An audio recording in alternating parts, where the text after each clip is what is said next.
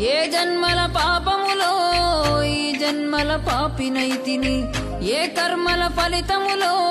ఈ జన్మల అనుభవిస్తిని, ఏ జన్మల పాపములో ఈ జన్మ